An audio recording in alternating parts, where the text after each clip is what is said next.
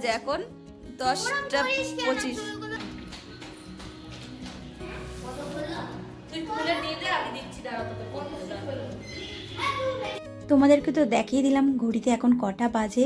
আমরা কিন্তু কালকে রাত্রি 4টে অবধি আমাদের কিন্তু পিকনিক হয়েছে।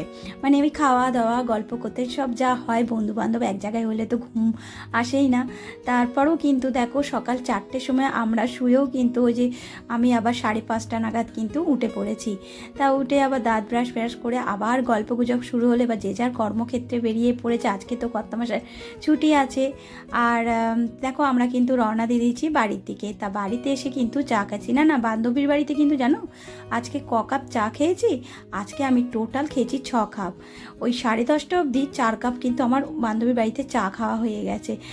মানে গলায় কি বলতো একটু ঠান্ডা ঠান্ডা লাগছে, তো মনে হচ্ছে চাটা হলে একটু ভালো হয়। আর ঘুমটা যে ঠিক হয়েছে তা নয়, আসলে কি বলতো ওই যে গল্প গুজব করতে 4টে শুয়েছে আবার উঠে গেছে। এমনিতেও অচেনা জায়গা দেখবে একটু ঘুমটা কমই হয়, কিন্তু বন্ধুরা সব একসাথে থাকলে ঘুমোলে ভালো লাগে। কিন্তু আমরা সবাই কিন্তু জেগেছিলাম। তারপরে তো উঠে যে যার বাড়ি চলে এলাম। আর এই যে 2 কাপ বাবা চা করে নিলাম, গ্রিন টি করে নিয়েছি। তা খাওয়া দাওয়া করার পর চলো এবার রান্না বান্না করতে তো হবে নাকি, পিকনিক তো কালকে হয়ে গেছে। তা চলো ঝটপট করে এবার রান্না করে তারপরে দুপুরবেলা বেশ করে একটা ঘুম দেবো। পুরনো বছরে যা যা হয়েছে সমস্ত কিছু স্মৃতি কিন্তু আমি একদম ভুলিয়ে গিয়ে সবাইকে ক্ষমা করে একদম মানে যাকে বলে না, একবার মানুষে ভুল করে তারপরও কিন্তু মায়ার জালে আটকে পড়ি আমরা।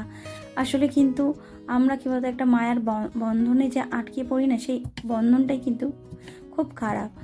সব সময় না মায়া আমাদেরকে ডিস্টার্ব করে।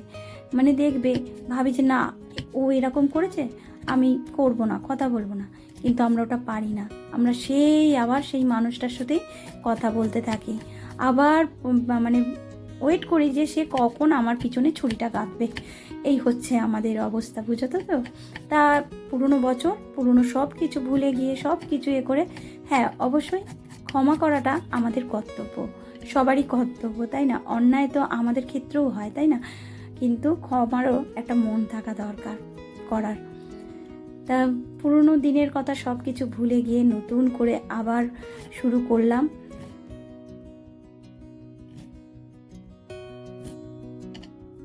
কয়েকটা দিন তা সেগুলোকে ভাবি নিজের মতো করে কাটাই। আর সত্যি কথা, বিয়ের পর থেকে আমি তো একা ছিলাম, এখন তো আমার সঙ্গে আমার মেয়ে হয়ে গেছে। তা দুজনেই কিন্তু খুব আনন্দ করি। সঙ্গে কিন্তু পার্টনার হিসাবে কর্তামশাইও কিন্তু সাথ দেয়, সেও কিন্তু কম যায় না। একটা কথায় আছে না, দুঃখ কপালে ভাগ্য নিয়ে জন্মগ্রহণ করাটা হচ্ছে মূল্যহীন। তুমি রূপবতী হও বা গুণবতী যাই হও না কেন, ভাগ্যবতী হওয়াটা বেশি প্রয়োজন। নয়তো গোটা একটা জীবন কান্না করে পার করে দিতে হবে। তাই ভাগ্যবতী হওয়াটা সবচেয়ে প্রয়োজন। কথায় কথায় মানুষে দেখবে বলে তুমি যেরকম ফল করবে সেরকমই তো ফল পাবে, তুমি কর্ম না করলে ফল কি করে পাবে? সেটা তো অবশ্যই। আসলে কি বলতো, এইটা যুগটাকেও আমাদের মনে রাখতে হবে। আমরা যতই সঠিক থাকি না কেন, তারপরে কিন্তু সেই খারাপ করার জন্য কিন্তু মোটিভটা আমাদের ঘুরিয়ে দেয়।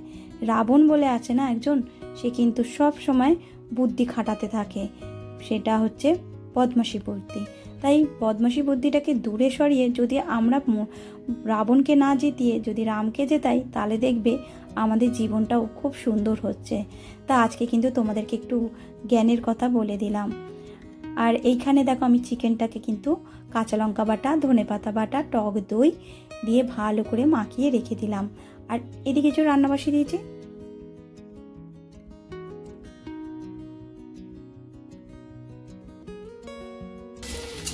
এখানটায় মটন করব, তা মশলাটা কষাচ্ছি। আর এখানে হচ্ছে পেঁয়াজকলি, আলু, কুমড়ো ভাজা বসিয়েছি। আর ওই যে মটনটা ধুয়ে এনেছি। আর এখানে দেখো মটনের আলু রয়েছে।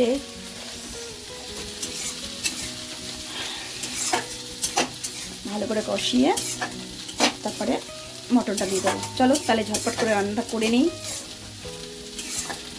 এখানে ডাল হচ্ছে আর এখানে কিন্তু মাংসটা কষাচ্ছি। দেখো লাল লাল একদম এখনো কষাচ্ছি। হালকা আঁচ দিয়ে কষালে না মাংসের টেস্টটাও বাড়ে। চলো আবার ঢাকা দিয়ে রাখি। আমার ডালটা তো অলমোস্ট কমপ্লিট। একদম ধনে পাতা দিয়ে পেঁয়াজ দিয়ে ডাল, এই ডালটা শীতকালে হেভি লাগে খেতে। এদিকে চাটনি বসিয়ে দিয়েছি, চাটনিটা একটু ফুটবে, আর এদিকে প্রেসারে সিটি দেবো। আর এদিকে ভাত বসাবো, চালটা ধুয়ে নিয়ে এসছি। না, পাতাটা ধোয়া হয়নি, এই তো দুবেলা। এখানে বাসন মাজা হয়ে গেছে, এই দেখো দুটো কড়া মাজা হয়ে গেছে, লোহার কড়াই আর সিলভার কড়া মাজা হয়ে গেছে। এখানে ভাত আর মাংসটা বসিয়ে দিয়েছি। চলো এখন অনেক কাজ আছে, রান্নাটা তাকটা পুজবো, ব্যাস স্নান করবো, ঘরটা পুজে। আমার এখানে রান্নাবান্না পুরো কমপ্লিট হয়ে গেছে। এই যে চাটনি এটা রয়েছে খেজুর আমসত্ত্বর, আর এই দেখো প্রেশার কুকারের মধ্যেই মাংসটা রেখে দিয়েছি, একটা সিটি দিয়েছি। আর এখানে গরম গরম ভাত করেছি দুবেলার মতো, আর এখানে ডাল, পেঁয়াজকলি আলু ভাজা। আর জানো তো আমার শ্বশুরমশাই আমাকে সারপ্রাইজ দিল, এই কলা পাতাগুলো এনেছে আর গোল গোল কাটিং করা, তা বিক্রি হচ্ছিল। বললো আমাদের 4 জনে 4টে কলা পাতা নিয়ে আসছি। তা বললাম যে ভালোই হলো যে তুমি কলাপাতা নিয়ে এসছো। বলে গেছিলো যে কলাপাতা আনবো, তা আমি ভেবেছিলাম হয়তো গাছ থেকে কেটে নিয়ে আসবে, তা না, দেখছি কাটিং করেই নিয়ে বিক্রি হচ্ছিলো, সেখান থেকে নিয়ে এসে। তা আজকে দিনটা কিন্তু কলাপাতায় খাওয়া দাওয়া করবো। আর আমার কলাপাতা খেতে দারুণ লাগে, আমার নয় আমার মেয়েও খেতে খুব পছন্দ করে।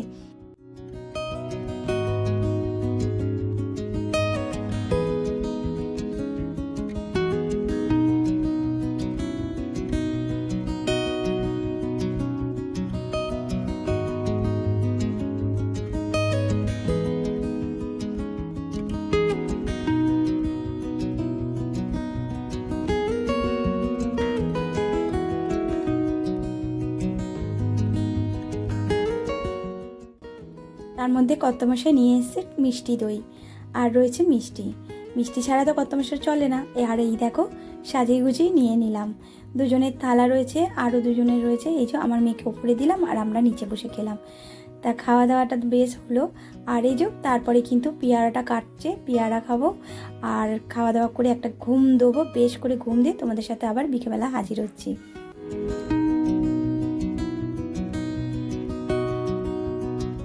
এখন কিন্তু সন্ধ্যে 7:30 বাজে।